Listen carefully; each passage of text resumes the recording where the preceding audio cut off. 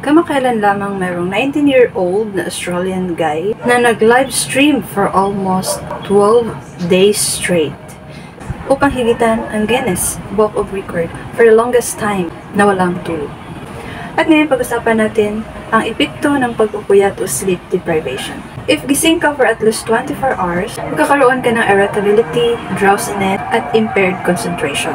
Karamdam ka ng madaling pagkagalit, food cravings, at hand tremors.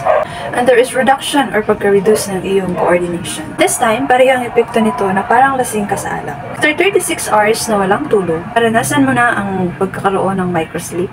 Nag-headbang ka na hindi mo na namamalayan ng 30 seconds, ikay nakatulog na pala. Meron ka ng impaired memory, impaired decision making, hindi ka na masyadong makapag-isip ng mabuti, at saka mabagal na ang iyong reaction, yung tinatawag nila na LR, lahira, sa Binisaya pa. Lagi ka nang magkakamali at magkaroon ka na ng matinding gutom.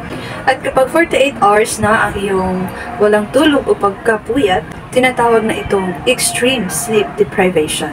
Dito, ang isang tao ay mag-hallucinate na. Makakita ka na ng mga bagay na hindi nakikita sa iba. Tsaka dito, may mga naririnig ka na hindi naririnig na iba na kahit wala naman. At kapag 72 hours na ang iyong pagpupuyat o kulang sa pagtulog, lagi ka nang nag-hallucinate. Nawawala ka na sa sarili mo. At kapag sinagad mo pa o diretso mo pa ang 96 hours na walang tulog, dito ay mawawalan ka na talaga ng sense of reality.